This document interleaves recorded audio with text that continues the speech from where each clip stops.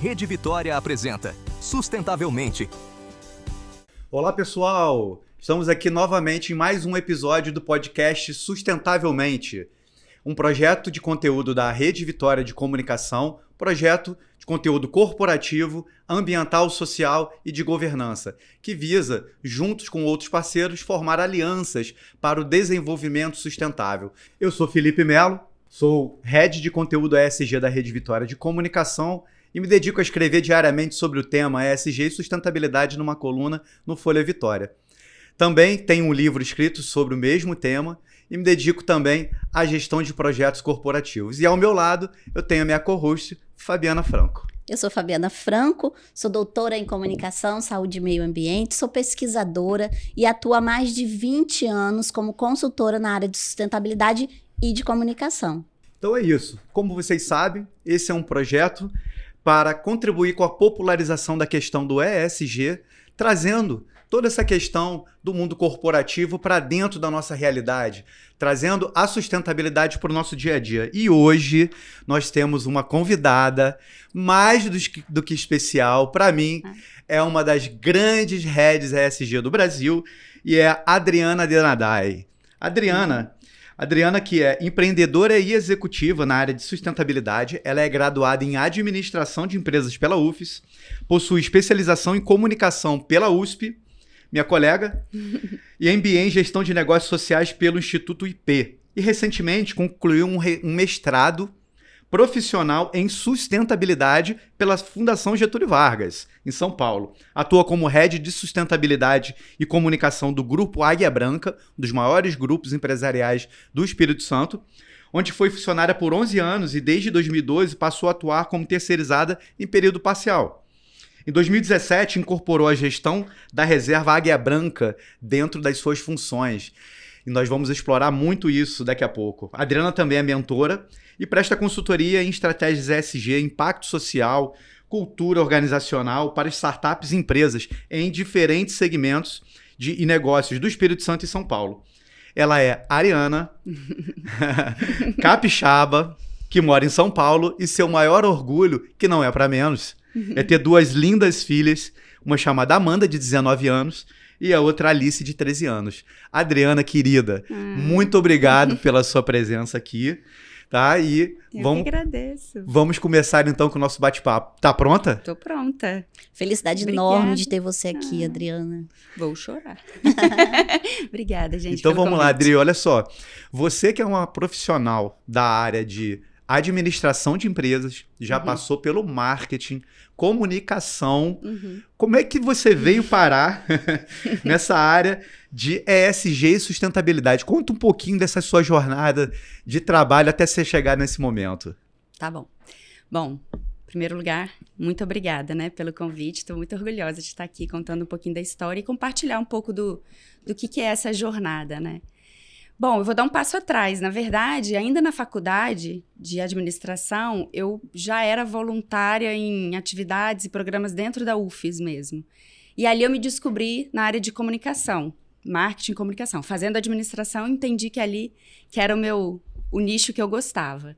Logo me tornei empreendedora, abri uma empresa logo que me formei de eventos. E fui para o mundo corporativo na sequência. Não fiquei muito tempo como empreendedora, fui para o mundo corporativo dentro da área de comunicação. Bom, dali eu fui, então preciso estudar sobre isso mais profundamente. Aí foi minha primeira especialização e dentro do Grupo Águia Branca tinha um mundo de oportunidades. E fui criando e buscando essas oportunidades dentro do grupo e me especializando em paralelo em algumas especializações. E as oportunidades, elas mesclavam a área social, voluntariado e outros projetos sociais do grupo que eu fui pegando para fazer. Achei que ali era uma oportunidade, eu acho que tinha uma sinergia de intenções mesmo, meu perfil, enfim, o que eu queria fazer no mundo. E aí eu fui meio que incorporando isso dentro da área de comunicação. E aí chegou um momento que... enfim, era basicamente responsabilidade social, cultura organizacional, memória empresarial. Quando o grupo adquiriu a Reserva Águia Branca, na verdade, a propriedade que depois se tornou a Reserva Águia Branca... Fazendo Monte Verde. Eu entendi. isso é uma oportunidade bacana, mas eu, como administradora e trabalhando na área de comunicação, eu sabia que era o que eu queria, que tinha a ver com o que eu podia fazer, mas falei, nossa, mas eu não entendo nada da área ambiental, né? Como um conhecimento profundo, digamos assim. Tinha apenas uma admiração, enfim. E aí eu fui estudar de novo, né? Lá, na época, acho que era a minha terceira pós. Só que eu entendi assim, poxa, mas o que tem a ver com a minha trajetória até aqui? Eu não vou ser uma técnica, eu não vou ser uma engenheira ambiental, eu não vou ser uma bióloga, mas como que eu posso conectar? Porque eu gosto do mundo corporativo, já tenho a bagagem social, como que eu posso conectar as coisas? E aí que eu fui para o negócio de impacto, conectando essa coisa da estratégia empresarial com, enfim. E dali para frente, aí eu comecei a virar a chave profundamente, porque eu vi que estava tudo ligado e tudo que eu tinha feito até então fazia sentido, porque como eu trabalhava com comunicação interna e muito no viés de engajamento das pessoas para adesão em programas, para mudanças de cultura, mudanças, né, de comportamentos. E, no fundo, quando a gente quer convencer as pessoas para atitudes mais responsáveis, para sustentabilidade, é disso que a gente está falando, de pessoas. Sim. Então, a bagagem que eu trouxe, né, dessa história de comunicação, de gestão de pessoas, se conectam. E aí eu fui entendendo, tá, mas o que precisa ser feito no mundo, né? Do que precisa ser feito no mundo, o que dali, naquele lugar, naquele território, a gente pode fazer a nossa contribuição. E, enfim, aí é uma jornada linda e não só pela reserva, mas tudo que ela representou para o grupo. E eu entendi que foi um simbolismo muito importante para o grupo, mas que também tinha toda uma estratégia de negócios que precisava também se relacionar. Então, foi uma abertura de porta, e aí por isso que depois eu fui para o mestrado, para trazer isso de uma forma ainda mais consistente. E aí eu cheguei aqui. Nesse meio do caminho, eu fiz outras coisas, empreendi na área de economia criativa e, enfim, tive uma experiência no agro, sustentável também, enfim, tudo. Mas parece que tudo agora, eu falei, nossa, que bom chegar nessa fase da vida e parece que tudo faz sentido, né? Eu estou no lugar certo e com a bagagem que eu trouxe até aqui, que me, de fato, eu tenho muito orgulho de alguma forma poder contribuir. Aí, não só onde eu estou, né, assim, como trabalho, mas na vida pessoal também, as sementinhas que a gente vai plantando. E esse seu caminhar, né, que te trouxe até aqui, mas hoje você não trabalha só no grupo, você tem outras atuações no mercado, você mentora. Sim. Então conta um pouco pra gente, assim, pra todo mundo entender, né, porque às vezes também toda essa bagagem faz com que você tenha a possibilidade de fazer outras coisas, de ajudar outras empresas. Isso é bacana. Né? Eu sempre recebo mensagens e, enfim, de pessoas que querem entrar nessa área, assim como você fez, trilhou um outro caminho e querem entrar nessa área. Então, a sua experiência vai muito de encontro com o que a gente vê no dia a dia. Conta um pouquinho pra gente. Sim. Bom, eu tenho uma empresa de consultoria, mas, assim, é uma empresa de só eu mesma.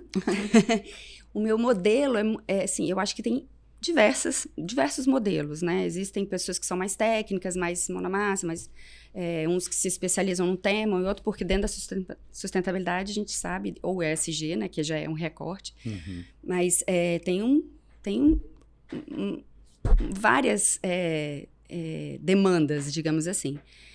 A que eu escolhi, porque talvez nem que eu tenha escolhido, é que é perfil mesmo. É que te escolheram, É que me escolheram, que acho que combina comigo e que naturalmente vai acontecendo. É muito, assim, de gestão e mentoria, assim, dentro das empresas. Por exemplo, no próprio grupo, eu tenho uma equipe que é uma equipe de funcionários. No Grupo Águia Branca. No Grupo Águia Branca. Então, lá, não só na holding, né, mas em todo o grupo, existem um grupo, inúmeras outras pessoas que estão lá, às vezes outros consultores também.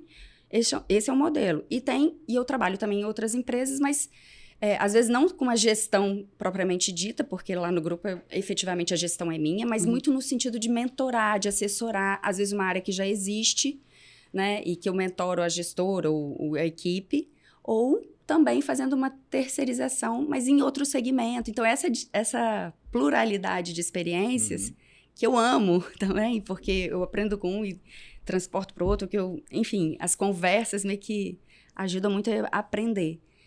E uma coisa que eu acho que também foi muito legal nessa trajetória toda foi a questão de eu ter experiências, ou me jogar em experiências, às vezes, como voluntária, como...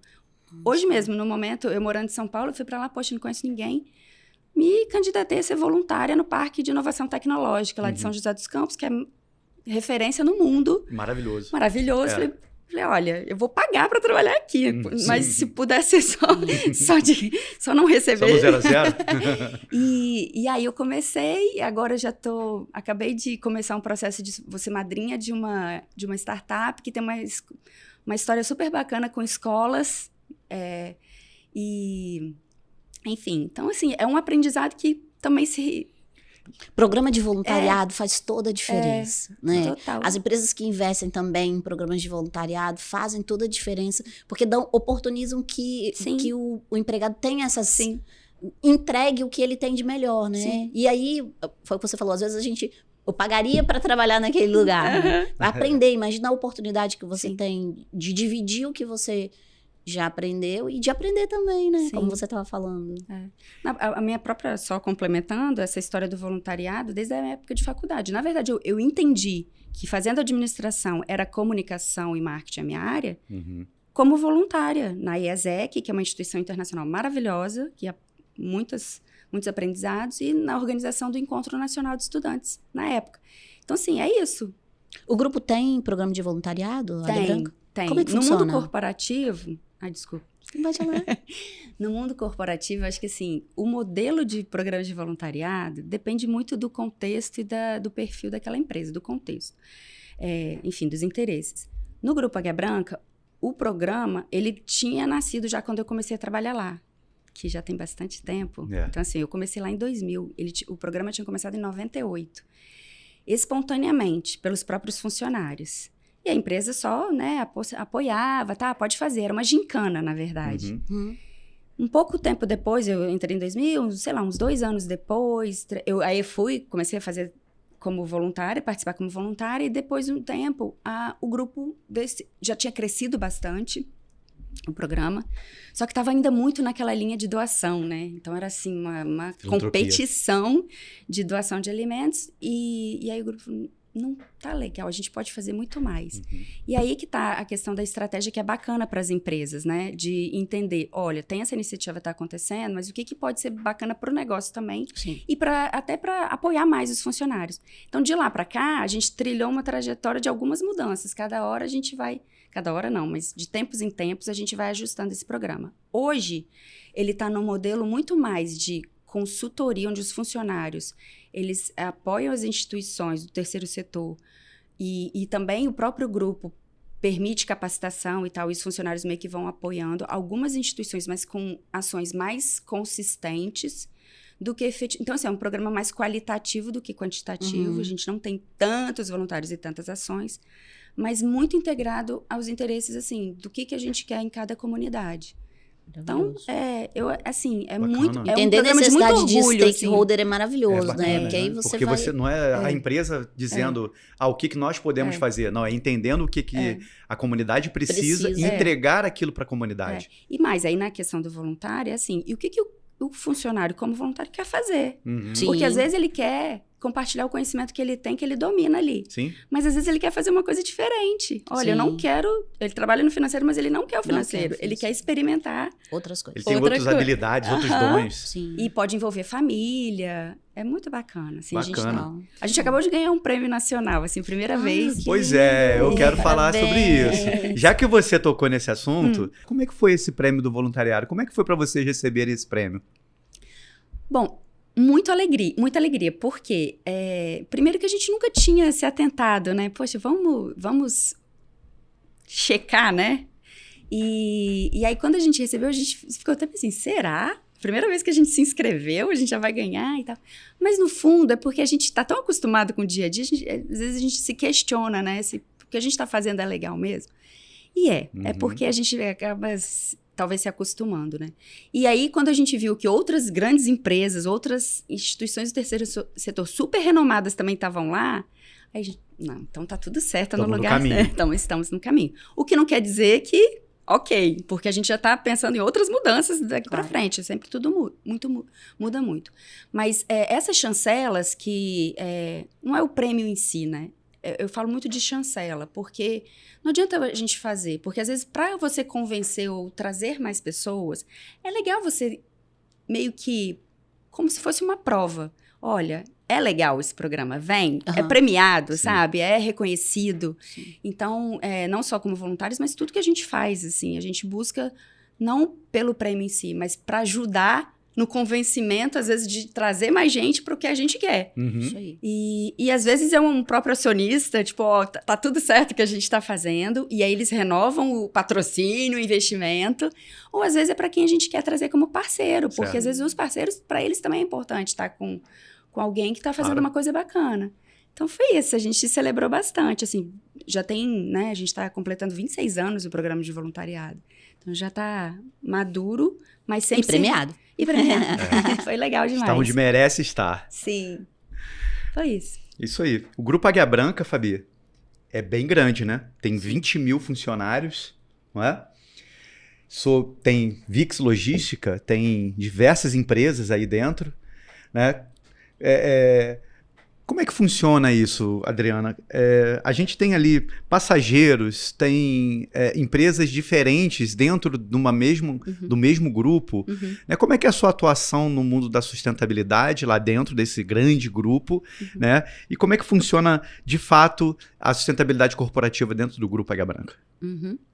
Bom, eu estava contando que como a reserva foi esse impulsionador, né, em algum momento, assim, de, poxa, despertar para esse tema, apesar de que, historicamente, o grupo já fazia bastante coisa, Sim. né? Sempre o jeito do Grupo Águia Branca é um modelo de gestão muito bacana. Você falou os elogios dali, eu sou suspeita, mas também, não só porque eu estou lá dentro, mas também pelas experiências de fora, enfim, é muito bacana.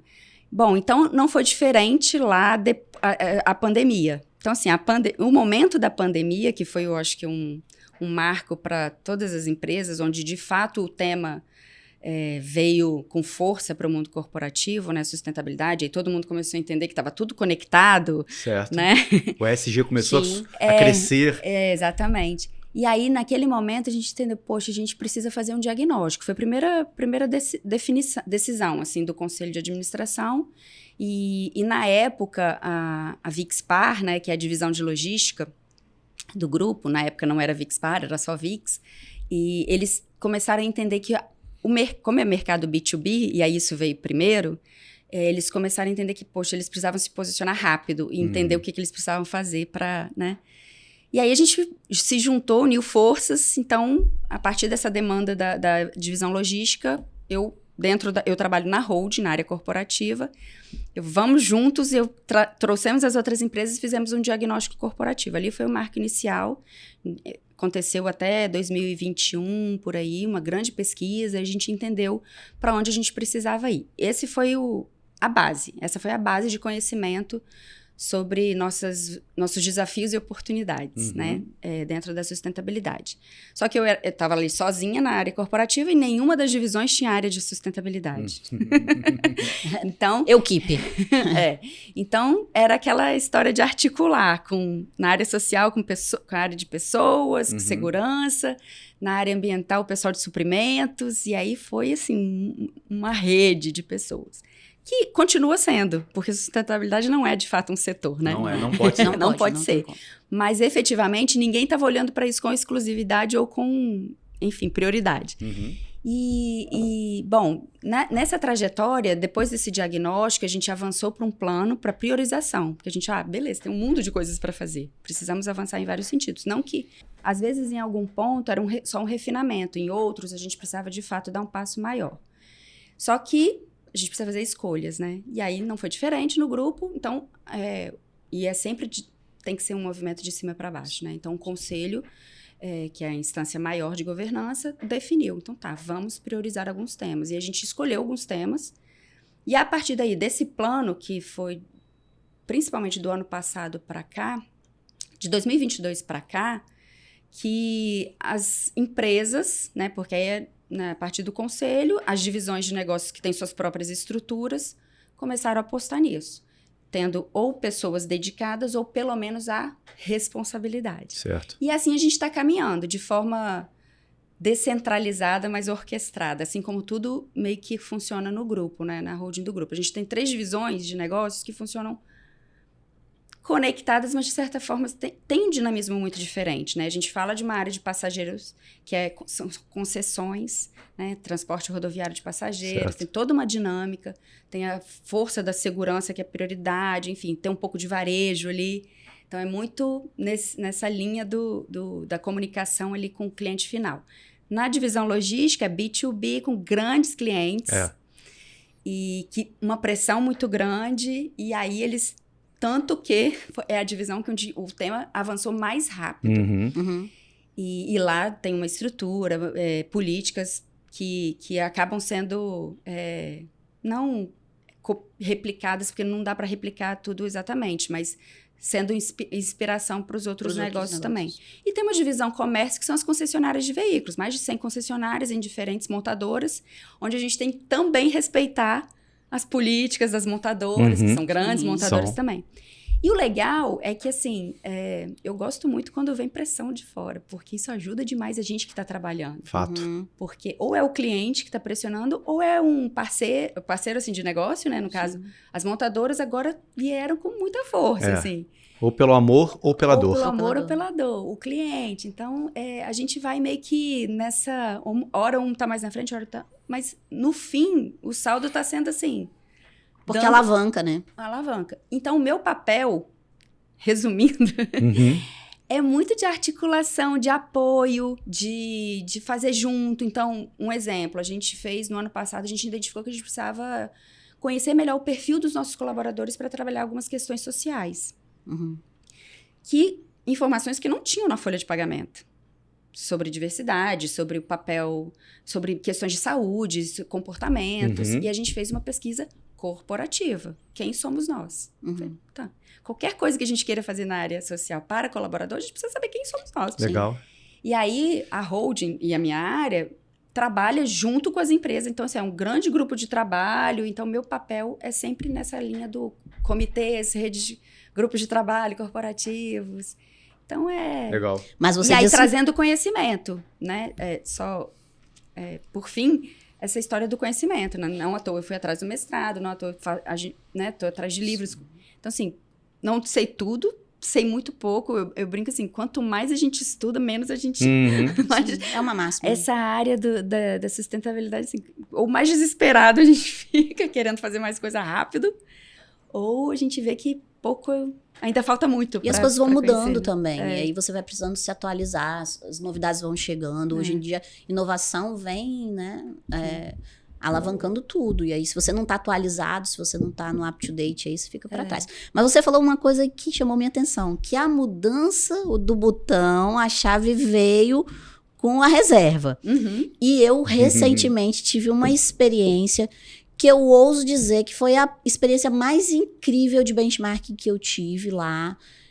Você recebeu um grupo e eu estava nesse grupo e realmente fiquei muito impressionada com tudo que eu vi, com tudo que eu experienciei, porque é diferente ouvir falar, ver e a experiência mesmo, né? Nós tivemos uma experiência gastronômica fantástica, com alimentos da Mata Atlântica, coisas que eu nunca havia comido, a experiência do eu nunca, né?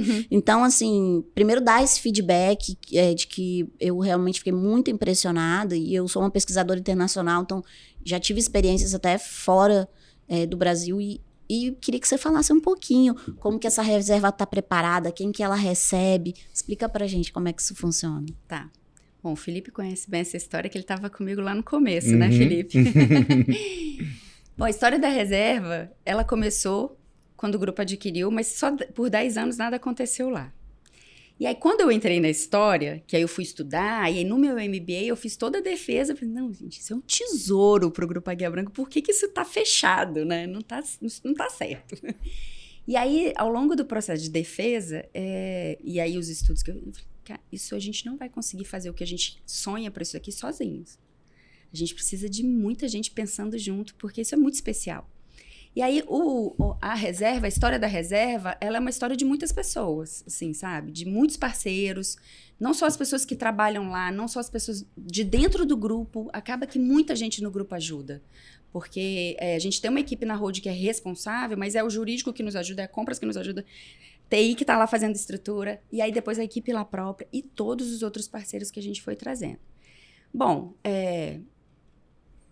modéstia à parte, eu gosto de... E eu acho que é esse fit com o Grupo Águia Branca. A gente tem uma mania de fazer as coisas assim, de um jeito muito acolhedor, de um jeito muito especial, de que, de fato, a gente toque as pessoas, de modo geral, no serviço. Poxa, numa reserva não tem como ser diferente. Então tá, como a gente vai levar esse jeitinho para lá? Então, esse processo colaborativo, onde a gente foi entendendo o que é diferente, o que a gente pode fazer para além de conservar essa floresta. Porque a floresta preservada já é maravilhoso, já é uma entrega linda para o mundo. Agora, se a gente não trouxer as pessoas para elas se reconectarem, que eu acho que é a entrega mais importante, assim, porque, de fato, se as pessoas não entenderem a importância dessa floresta, a gente vai estar o tempo inteiro tendo que cuidar de segurança, tendo que cuidar de... Não, a gente precisa sensibilizar as pessoas para precaver sobre... E elas não fazerem coisas erradas. Do micro para o macro, dali da nossa vizinhança, até a gente chegar num ponto onde a gente já está num momento onde tudo que a gente está fazendo ali localmente está reverberando. Sim. Então, começa a reverberar para outras reservas que já querem nos visitar para ver o que é que está acontecendo aí. Outras empresas, outros municípios, porque a parceria ali com o poder público, assim, o poder público não, mas assim, escolas públicas, né? Já começou, por que outros municípios não conseguem fazer isso? Então, assim, então começa, sabe? E então esse movimento e os feedbacks, como esse lindo que você deu, que a gente vai calibrando. E tem uma escolha que a gente fez também, que foi trazer a cultura. Sim. Então, assim, a gente não queria fazer uma educação ambiental só formal, básica, tá. Não. Como que a gente faz isso de uma forma afetiva, sim, inovadora, inspiradora, que as pessoas fiquem pensando sobre isso, queiram levar para a vida delas. Então, a cultura nos ajuda demais. A gente tem inúmeros projetos desde o começo. A gente já começou... Na verdade, a gente começou, antes de tudo, fazer projeto cultural. A gente não tinha centro de visitantes, a gente não tinha nada lá. A gente já começou a fazer experiências. Então, com teatro, com cinema, cinema, com livros, com fotografias, sim, com música, tudo. Só que tudo conectado com o que, de fato, que mensagem a gente precisa falar. Então, essa escolha das mensagens, que são os temas, a gente escolheu que temas a gente fala, que espécies a gente precisa priorizar, que as pessoas precisam conhecer. Então, foi essa trajetória que está chegando. E o Felipe, eu falei que ele começou essa história com a gente, porque eu lá... Tá bom, eu quero fazer, fui estudar, mas não era da área, a gente precisava começar com um plano. De novo, a gente precisava fazer um diagnóstico. Que território é esse? Que potência de biodiversidade é essa? Né? Por mais que tivesse alguns dados secundários, né, dali da região, outras pesquisas feitas, o que eu vou fazer com isso? Para contratar alguém para fazer o plano de manejo, eu falei, eu não sei nem contratar. E o Felipe já tinha feito um trabalho lá na propriedade, sim, com outros objetivos. Eu falei, nossa, mas é o Felipe? Eu falei, eu não sei porquê, não lembro, Felipe, mas a gente tinha tido algum contato de alguma coisa. E aí, eu acho que você tinha saído da consultoria que você estava, eu falei assim, então eu quero contratar só você. Exatamente, foi isso. Vem me ajudar. O Felipe foi meu braço direito e esquerdo. E foi muito legal, porque eu aprendi demais, e sempre aprendo muito com você. E foi isso, assim, uma relação de confiança. Acho que quando a gente confia, porque é isso, eu não sabia contratar, mas eu precisava de alguém do meu lado que eu confiasse. E assim foi com outras situações, assim. Não, eu sou suspeitíssimo, assim, para falar da reserva, da sua atuação lá, enfim. Eu acho que você foi a pessoa certa no momento certo para lá, porque o que vocês fizeram, o que vocês transformaram, uma fazenda, né, um hotel, E o que vocês fizeram hoje, transformaram na reserva mesmo, não só a reserva, mas hoje tem um hotel lindíssimo lá, né? Que é um eco resort, né? E chamado Natureza Eco Resort. Recomendo demais todos conhecerem. Ecolodge Natureza. Isso aí, Ecolodge Natureza, é lindíssimo lá, maravilhoso. Bom, meu início disso tudo, né, eu vou contar rapidamente, que eu preciso ser breve, rapidamente uma passagem, né, que, como você falou, eu tive algumas experiências de estudos ambientais antes, lá na fazenda, e eu lembro que um consultor nosso muito renomado, chamado José Eduardo Simão, falecido, grande amigo meu, que Deus o tenha, ele fez o primeiro diagnóstico, ele foi lá na fazenda e aí ele voltou assustado, ele pediu uma reunião comigo. O primeiro diagnóstico, ele falou, Felipe, não acredito, cara, a gente vai empreender alguma coisa lá naquele local? Eu falei, a gente quer fazer alguma coisinha lá, aumentar o hotel, a gente não sabe ainda o que vai fazer, mas a gente precisa dar sustentabilidade para isso. Aí ele falou, cara, deixa eu te mostrar uns dados aqui que eu acho que vai mudar um pouco a sua cabeça. E aí ele me mostrou uma lista de espécies da avifauna, as aves que tem lá, que aí hoje tem recordes, né? Hoje a gente tem, já tá chegando no nível assim de recorde da Mata Atlântica, inclusive lá, né? E ele falou para mim, Felipe, cara, você sabe que eu sou um estudioso há muitos anos de Santa Teresa. Santa Teresa tem uns recordes de biodiversidade em aves mundiais. E eu só encontrei similaridade com Santa Teresa nesse lugar.